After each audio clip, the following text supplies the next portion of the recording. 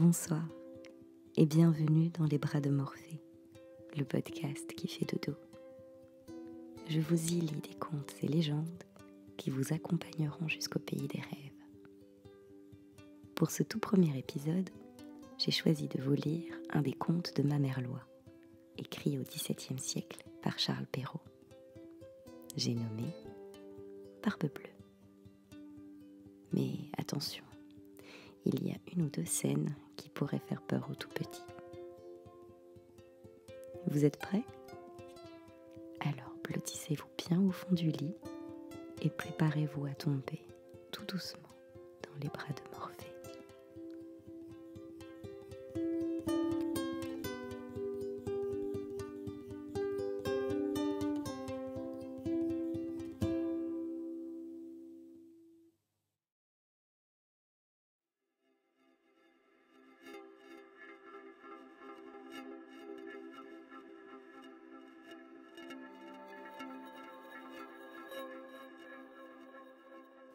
Il était une fois un homme qui avait de belles maisons à la ville et à la campagne, de la vaisselle d'or et d'argent, des meubles en broderie et des carrosses tout dorés.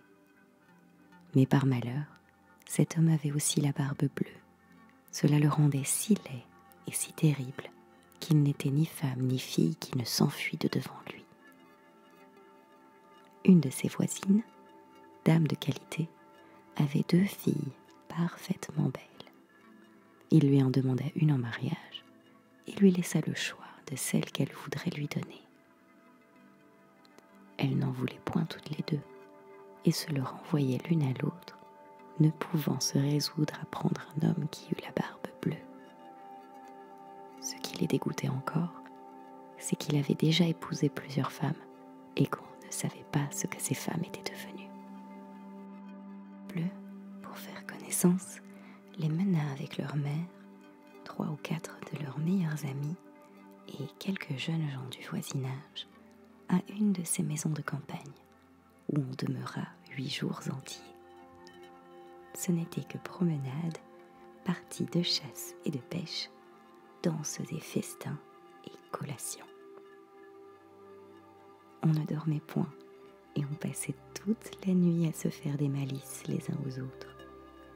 Enfin, tout alla si bien que la cadette commença à trouver que le maître du logis n'avait plus la barbe si bleue et que c'était un fort honnête homme. Dès qu'on fut de retour à la ville, le mariage se conclut. Au bout d'un mois, Barbe Bleue dit à sa femme qu'il était obligé de faire un voyage en province de 6 semaines au moins pour une affaire de conséquence, qu'il la priait de se bien divertir pendant son absence, qu'elle fit venir ses bonnes amies, qu'elle les mena à la campagne si elle voulait, et que partout elle fit bonne chère.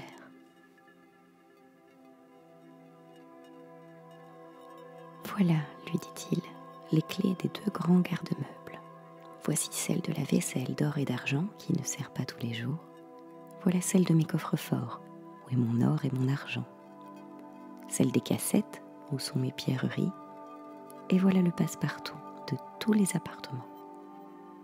Pour cette petite clé-ci, c'est la clé du cabinet au bout de la grande galerie de l'appartement bas. Ouvrez tout, allez partout. Mais pour ce petit cabinet, je vous défends d'y entrer. Et je vous le défends de telle sorte que s'il vous arrive de l'ouvrir, il n'y a rien que vous ne deviez attendre de ma colère. Elle promit d'observer exactement tout ce qui lui venait d'être ordonné, et lui, après l'avoir embrassée, il monte dans son carrosse et part pour son voyage. Les voisines et les bonnes amies n'attendirent pas qu'on les envoyât quérir pour aller chez la jeune mariée, tant elles avaient d'impatience de voir toutes les richesses de sa maison, n'ayant osé y venir pendant que le mari y était, à cause de sa barbe bleue qui leur faisait peur. Les voilà aussitôt à parcourir les chambres, les cabinets, les garde-robes, toutes plus belles et plus riches les unes que les autres. Elles montèrent ensuite au garde-meubles, où elles ne pouvaient assez admirer le nombre et la beauté des tapisseries, des lits, des sofas, des cabinets, des guéridons, des tables et des miroirs où l'on se voyait les pieds jusqu'à la tête et dont les bordures, les unes de glace, les autres d'argent et de vermeil doré, étaient les plus belles et les plus magnifiques qu'on eût jamais vues. Elle ne cessait d'exagérer et d'envier le bonheur de leur amie, qui cependant ne se divertissait point à voir toutes ces richesses, à cause de l'impatience qu'elle avait d'aller ouvrir le cabinet de l'appartement en bas. Elle fut si pressée de sa curiosité que, sans considérer qu'il était malhonnête de quitter sa compagnie, elle y descendit par un petit escalier dérobé, et avec tant de précipitation qu'elle pensa se rompre le cou 2 ou 3 fois. Étant arrivée à la porte du cabinet, elle s'y arrêta quelque temps, songeant à la défense que son mari lui avait faite et considérant qu'il pourrait lui arriver malheur d'avoir été désobéissante. Mais la tentation était si forte qu'elle ne put la surmonter. Elle prit donc la petite clé et ouvrit en tremblant la porte du cabinet.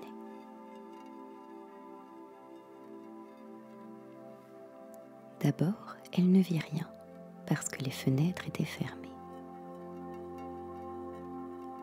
Après quelques moments, elle commença à voir que le plancher était tout couvert de sang caillé, dans lequel se miraient les corps de plusieurs femmes mortes et attachées le long des murs. C'étaient toutes les femmes que Barbe-Bleue avait épousées et qu'il avait égorgées l'une après l'autre. Elle pensa mourir de peur, et la clé du cabinet qu'elle venait de retirer de la serrure lui tomba de la main.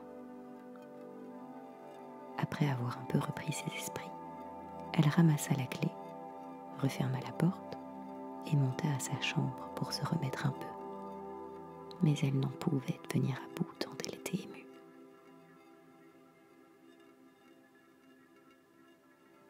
Ayant remarqué que la clé du cabinet était tachée de sang, elle l'essuya 2 ou 3 fois, mais le sang ne s'en allait point.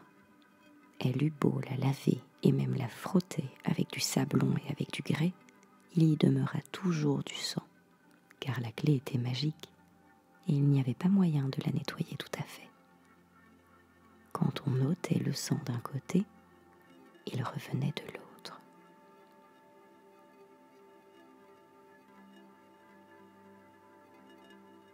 Barbe-Bleue revint de son voyage dès le soir même et dit qu'il avait reçu des lettres dans le chemin qui lui avaient appris que l'affaire pour laquelle il était parti venait d'être terminée à son avantage. Sa femme fit tout ce qu'elle put pour lui témoigner qu'elle était ravie de son prompt retour. Le lendemain, il lui redemanda les clés et elle les lui donna, mais d'une main si tremblante qu'il devina sans peine tout ce qui s'était passé. « D'où vient, lui dit-il, que la clé du cabinet n'est point avec les autres ? » « Il faut, dit-elle, que je l'ai laissée là-haut sur ma table. »« Ne manquez pas, dit Barbe-Bleue, de me la donner tantôt. » Après plusieurs remises, il fallut apporter la clé. Barbe-Bleue, l'ayant considérée, dit à sa femme : « Pourquoi y a-t-il du sang sur cette clé ? » « Je n'en sais rien, répondit la pauvre femme, plus pâle que la mort. « Vous n'en savez rien, reprit Barbe-Bleue. Mais je le sais bien, moi. Vous avez voulu entrer dans le cabinet. Eh bien, madame, vous y entrerez et irez prendre votre place auprès des dames que vous y avez vues. » Elle se jeta aux pieds de son mari, en pleurant et en lui demandant pardon, avec toutes les marques d'un vrai repentir de n'avoir pas été obéissante. Elle aurait attendri un rocher, belle et affligée comme elle était. Mais Barbe-Bleue avait le cœur plus dur qu'un rocher. « Il faut mourir, madame, lui dit-il, et tout à l'heure. »« Puisqu'il faut mourir, répondit-elle, en le regardant les yeux baignés de larmes, donnez-moi un peu de temps pour prier Dieu. »« Je vous donne un demi-quart d'heure, reprit Barbe-Bleue, mais pas un moment davantage. » Lorsqu'elle fut seule, elle appela sa sœur et lui dit : « Ma sœur Anne, monte, je te prie, sur le haut de la tour pour voir si mes frères ne viennent point. Ils m'ont promis qu'ils me viendraient voir aujourd'hui, et si tu les vois, fais-leur signe de se hâter. » La sœur Anne monta sur le haut de la tour, et la pauvre affligée lui criait de temps en temps. « Anne, ma sœur Anne, ne vois-tu rien venir ?» Et la sœur Anne lui répondait. « Je ne vois rien que le soleil qui poudroie et l'herbe qui verdoie. » Cependant Barbe-Bleue, tenant un grand coutelas à sa main, criait de toute sa force à sa femme. « Descends vite, ou je monterai là-haut. »« Encore un moment, s'il vous plaît, » lui répondit sa femme, et aussitôt elle criait tout bas. « Anne, ma sœur Anne, ne vois-tu rien venir ?» Et la sœur Anne répondait.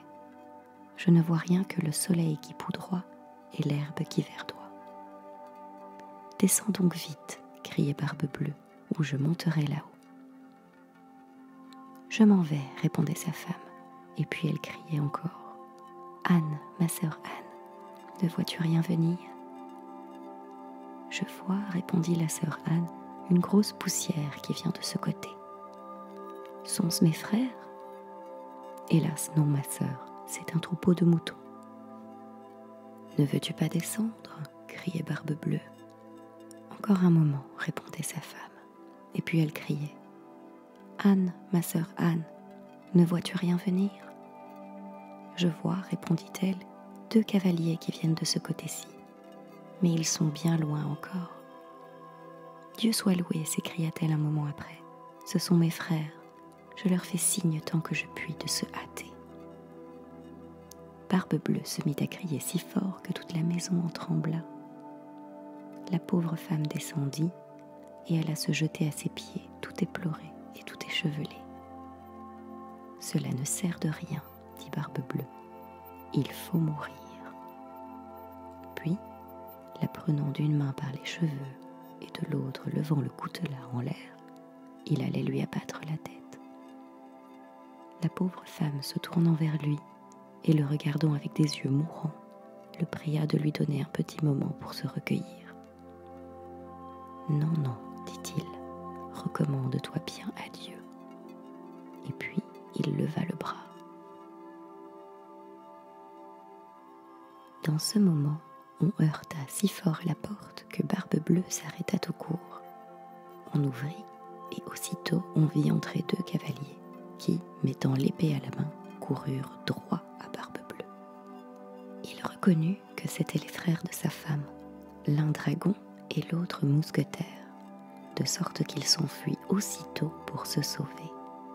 Mais les 2 frères le poursuivirent de si près qu'ils l'attrapèrent avant qu'il pût gagner le perron. Ils lui passèrent leur épée au travers du corps et le laissèrent mort. La pauvre femme était presque aussi morte que son mari et n'avait même pas la force de se lever pour embrasser ses frères.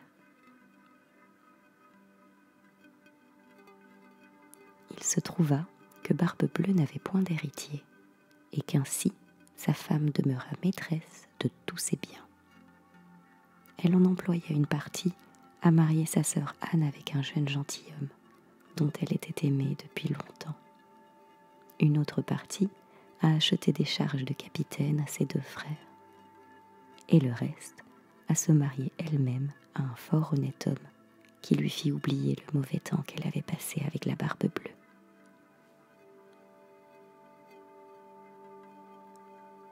Pour peu qu'on ait l'esprit sensé et que du monde on sache le grimoire, on voit bientôt que cette histoire est un conte du temps passé. Il n'est plus d'époux si terrible, ni qui demande l'impossible, fût-il malcontent et jaloux. Près de sa femme, on le voit filer doux. Et de quelque couleur que sa barbe puisse être, on a peine à juger qui des 2